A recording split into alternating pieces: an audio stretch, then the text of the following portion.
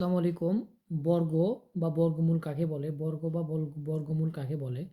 উত্তর হবে কোনো সংখ্যাকে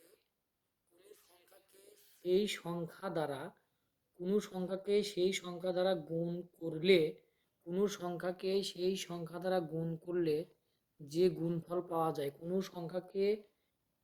সংখ্যাকে সেই সংখ্যা দ্বারা গুণ করলে যে যে গুণফল পাওয়া যায় তাকে ওই সংখ্যার বর্গ বলে। এখানে যা যদি বর্গ বলে বর্গ দিবেন, এবং বর্গমূল যদি বলে